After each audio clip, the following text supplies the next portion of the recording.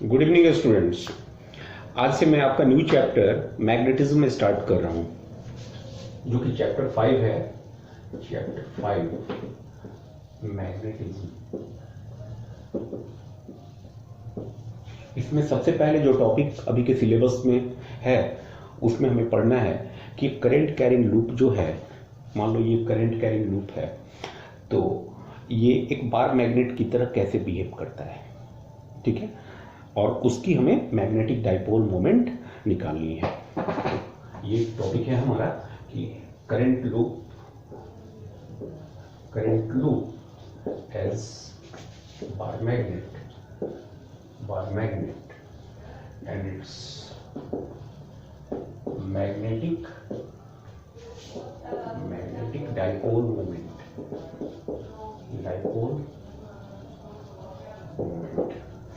ये काम हमें करना है, ठीक है।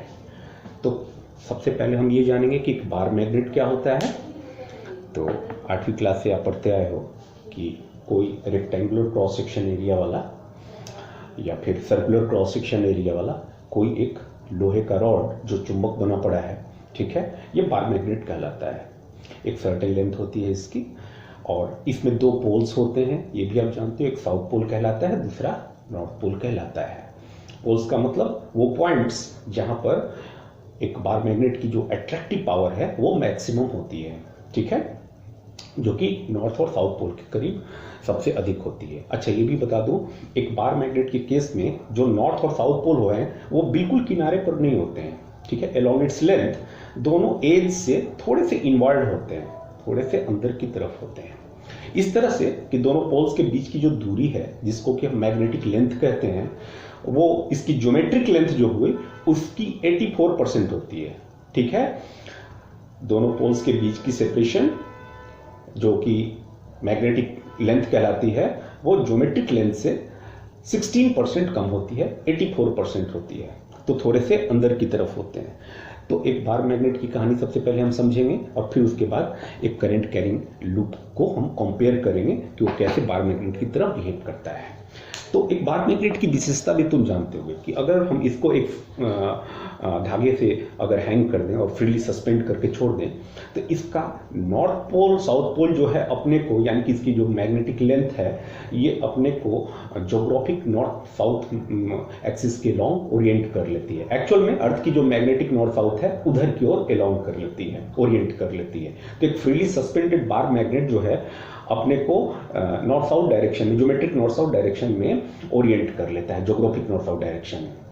ठीक वैसे ही एक करंट कैरिंग कॉइल जो है, यदि इसको फ्रीली सस्पेंड कर दिया जाए तो ये पाया गया है कि इसकी जो एक्सिस है, ठीक है, मतलब इसका जो परपेंडिकुलर इस पर इसकी प्लेन पर जो ड्रॉ किया गया परपेंडिकुलर है, वो भी अपने को, ये जिधर की ओर एक्सिस होती है, वो भी अपने को फ्रीली सस्पेंड किए जाने पर ज्योग्राफिक नॉर्थ साउथ की ओर ओरिएंट कर लेता है। तो ये दोनों में एक सिमिलरिटी है। दूसरी सिमिलरिटी क्या है, तो जैसे एक मैग्नेट के करीब यदि हम दूसरा मैग्नेट लाएं, एक के नॉर्थ के सामने दूसरे का नॉर्थ पोल लाएं, दोनों रिपेल करते हैं। जैसे साउथ साउथ रिपेल करते हैं दो डिफरेंट मैग्नेट्स के, जैसे दो डिफरेंट मैग्नेट्स से साउथ नॉर्थ अट्रैक्ट करते हैं, यानी कि दो मैग्नेट्स आपस में नज़दीक लाए जाने पर जैसे इंटरैक्ट करते हैं, वैसे ही यदि हम दो करंट कैरिंग कॉइल्स को फ्रीली सस्पेंड कर दें और काफ़ी करीब रखें, तो ये दोनों भी आपस में इंटरैक्ट करते हैं। ये दोनों भी या तो अट्रैक्ट करते हैं या रिपेल करते हैं। वो डिपेंड करेगा कि नॉर्थ नॉर्थ सामने है, साउथ साउथ सामने है, या नॉर्थ साउथ सामने है, ठीक है। तो ये सब ऐसी सिमिलरिटीज हैं जिनसे ये लग रहा है, ये एक्सपेरिमेंटल एविडेंस ऐसे हैं जिससे लग रहा है कि एक करंट कैरिंग कॉइल भी बार मैग्नेट की तरह बिहेव करता है। और हम बार मैग्नेट के बारे में थोड़ा सा कुछ कैलकुलेशन बताएंगे, और उसके बाद हम उसकी जो करंट कैरिंग लूप के लिए जो उसके एक्सेल पॉइंट पर मैग्नेटिक फील्ड के लिए एक्सप्रेशन आया था, जिसको हमने कल परसों के लेक्चर में डिस्कस किया है, उसके साथ कंपेयर करेंगे। तो हमें लगेगा कि दोनों में एक बड़ी ज़बरदस्त सिमिलरिटी है, ज़बरदस्त एनालॉजी है, और इसीलिए हम एक करंट कैरिंग कॉइल को हम एक बार मैग्नेट की तरह ट्रीट कर सकते हैं, ठीक है। तो एक बार मैग्नेट से रिलेटेड कुछ फीचर मैं बता दूं। मान लो कि एक बार मैग्नेट है हमारे पास, तो जैसा मैंने बताया कि इसमें दो पोल्स होंगे, साउथ एंड नॉर्थ पोल्स। तो दोनों पोल्स की ये एक डाइपोल हुआ, एक मैग्नेटिक डाइपोल हुआ, और इसकी विशेषता ये है कि इसके दोनों पोल्स को उपाय नहीं है कोई अलग करने का, ठीक है, काट दोगे फिर से ये साउथ नॉर्थ बन के दूसरा मैग्नेट तैयार हो जाएगा। किसी मैग्नेट के साउथ और नॉर्थ पोल को किसी भी तरीके से अलग नहीं किया जा सकता है। एक इलेक्ट्रिक डाइपोल की विशेषता क्या है, उसके नेगेटिव चार्ज को पॉजिटिव चार्ज को सेपरेट किया जा सकता है, लेकिन एक मैग्नेटिक डाइपोल में इन दोनों पोल्स को सेपरेट करने का कोई उपाय नहीं है। जरा मैं इसकी तुलना एक मैग्नेटिक डाइपोल की तुलना में एक इलेक्ट्रिक डाइपोल से करना चाहूंगा यहाँ पर, ताकि चीजें अच्छी तरह समझ में आ जाए। तो जैसा कि तुम जानते हो कि इलेक्ट्रिक डाइपोल में -q charge plus q charge होता है, और एक सिस्टम होता है two equal and opposite charge का एक सर्टेन सेपरेशन पर, जिस सेपरेशन को हम 2a से डिनोट करते हैं, ठीक है। और ये दोनों चार्ज की जो चार्ज वैल्यूज हैं सेम होती है, और ये साउथ पोल और नॉर्थ पोल जो बार मैग्नेट के हैं इनको इन दोनों चार्ज की तरह समझना। साउथ पोल को नेगेटिव चार्ज की तरह समझ लो, नॉर्थ पोल को पॉजिटिव चार्ज की तरह समझ लो। हालांकि चार्ज से इनका कोई लेना देना नहीं है, जस्ट एक कंपैरिजन कर रहा हूं इलेक्ट्रिक डाइपोल और मैग्नेटिक डाइपोल में क्या सिमिलरिटी है, और ये भी देखें क्या डिसिमिलरिटी है, ठीक है। तो जैसे एक इलेक्ट्रिक डाइपोल में ये दोनों चार्ज क्या हुए, ये दोनों पोल्स की तरह हुए, और इनकी वैल्यूज को हम कूलम में मेजर करते हैं। अलग अलग कूलम के ये पोल्स हो सकते हैं, मतलब चार्ज हो सकते हैं, जिसके कारण अलग अलग स्ट्रेंथ वाले डाइपोल्स हो सकते हैं, ठीक है। ठीक वैसे ही अलग अलग पोल स्ट्रेंथ वाले मैग्नेटिक डाइपोल्स हो सकते हैं। तो किसी मैग्नेट में जो पोल्स होती हैं, इनकी मैग्नेटिक पोल्स, नॉर्थ पोल या साउथ पोल, तो इनकी भी पोल स्ट्रेंथ को हम QM से डिनोट करते हैं। और जैसे एक इलेक्ट्रिक डाइपोल की पोल्स को जहां पर चार्ज की मौजूदगी होती है हम कूलम में मेजर करते हैं, एक मैग्नेट के अंदर मैग्नेटिक पोल्स की पोल स्ट्रेंथ जो होती है इसको एम्पियर मीटर में हम मेजर करते हैं। तो यूनिट क्या होगी पोल स्ट्रेंथ की, यूनिट ऑफ पोल स्ट्रेंथ जो है, pole strength QM is ampere metre. अभी हम लोग जान जाएंगे थोड़ी देर में कि ऐसा क्यों होता है। अच्छा, एक इलेक्ट्रिक डाइपोल मोमेंट की जो स्ट्रेंथ है वो कैसे तय की जाती है एक इलेक्ट्रिक डाइपोल की? तो एक फिजिकल क्वांटिटी है इलेक्ट्रिक डाइपोल मोमेंट, जिसको हम P वेक्टर से डिनोट करते थे, और इसको हमने डिफाइन किया था magnitude of any one of the two charge multiplied by the separation between the two poles. तो दोनों पोल्स के बीच की सेपरेशन को किसी भी एक चार्ज के मैग्नीट्यूड से मल्टीप्लाई करें तो एक इलेक्ट्रिक डाइपोल मोमेंट वैल्यू मिलती है, जो किस डाइपोल की डाइपोल स्ट्रेंथ के बारे में, उसकी मेजर के बारे में बतलाता है।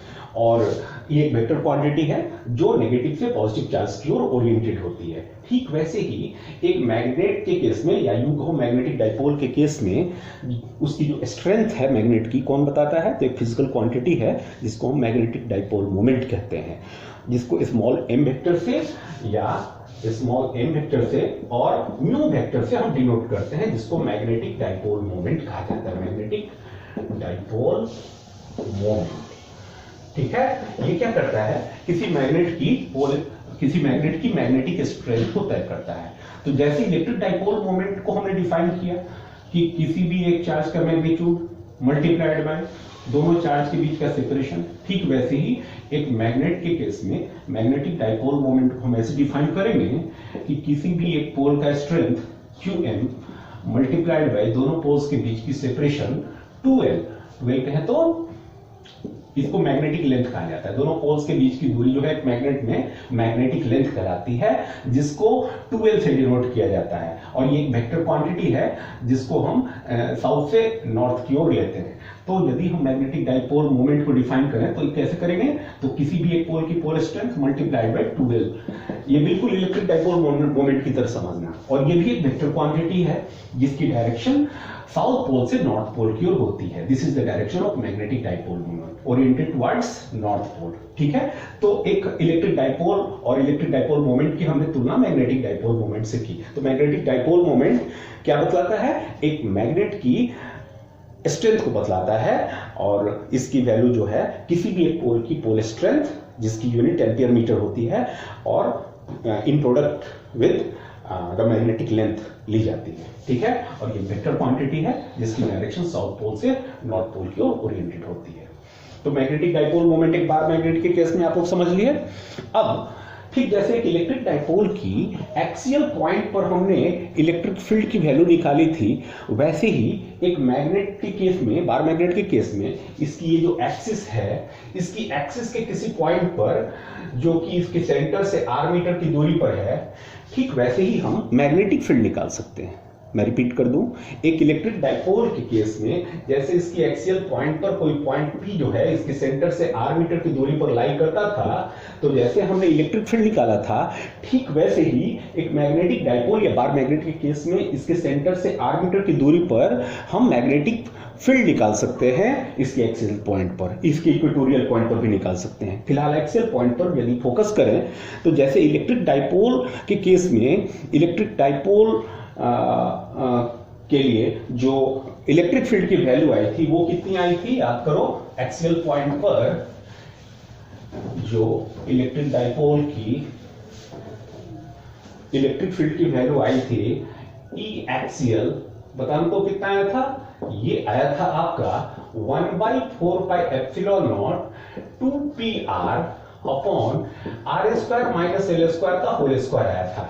याद करो केस आप लोग, ठीक है। ये था रिजल्ट एक इलेक्ट्रिक डाइपोल की एक्सियल पॉइंट पर from it centre r metre की दूरी पर इलेक्ट्रिक फील्ड की वैल्यू ये आई थी। अच्छा, इसकी डायरेक्शन किधर थी, इसकी डायरेक्शन जो है अलोंग द एक्सिस थी, अलोंग द एक्सिस थी, अलोंग द p वेक्टर थी, मतलब इसको वेक्टर फॉर्म में हम कहें तो p वेक्टर के अलोंग थी इलेक्ट्रिक फील्ड की वैल्यू, इलेक्ट्रिक फील्ड की डायरेक्शन। अच्छा, एक स्पेशल केस लिया था हमने, यदि एक डाइपोल वेरी शॉर्ट हो, if the dipole is very short, तो वैसी स्थिति में ई एक्सियल जो है इसकी वैल्यू आ गई थी, एक अप्रोक्सीमेशन किया था for a short dipole r is much more in comparison to l, और तब जो रिजल्ट आया था हमारा आया था 1/4 पाई एप्सिलॉन नॉट और ये 2p अपॉन ये r³ आया था रिजल्ट, ठीक है। कब, जब r is much more in comparison to l।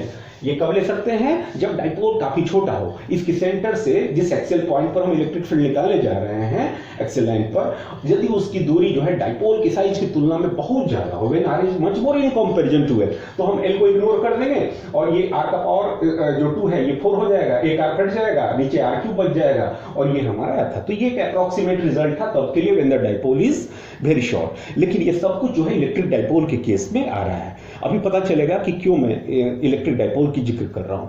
ठीक वैसे ही एक बार मैग्नेट यदि हम लें तो एक बार मैग्नेट की जो एक्सियल पॉइंट है, एक्सियल लाइन है, ये जो साउथ और नॉर्थ पोल हैं, इन दोनों को ज्वाइन करने वाला ये जो लाइन, एक्सटेंडेड लाइन है, ये एक्सियल लाइन, इसकी एक्सिस पर कोई पॉइंट P लें जो कि इसके सेंटर से r मीटर की दूरी पर हो, तो बिल्कुल जैसे इलेक्ट्रिक डाइपोल की सेंटर से r मीटर की दूरी पर हमने इलेक्ट्रिक फील्ड निकाला था, वैसे ही बार मैग्नेट के सेंटर से r मीटर की दूरी पर इसके एक्सिस पर लाई करते हुए इसकी एक्सियल लाइन पर एक पॉइंट P होगा जहां मैग्नेटिक फील्ड निकालेंगे।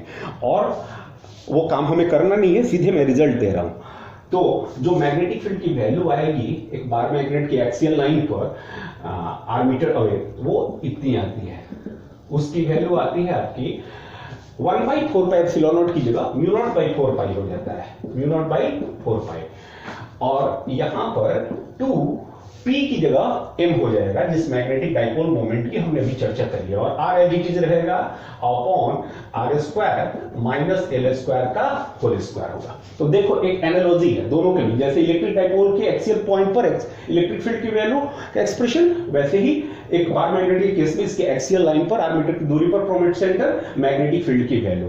तो अंतर क्या है, 1/4 पाई एप्सिलॉन नॉट की जगह μ0/4 पाई है, यहां पर p वेक्टर की जगह m वेक्टर है, ठीक है, बस इतना ही अंतर है और सारी चीजें एज इट इज है। अच्छा, जैसे हमने यहाँ एक स्पेशल केस लिया है कि when the electric dipole is very short, यानी कि when r is much more in comparison to l, तो वैसे ही एक बार magnetic field is very short, यानी कि when r is much more in comparison to l, तो बिल्कुल एक सिमिलर ऐसा ही रिजल्ट आएगा।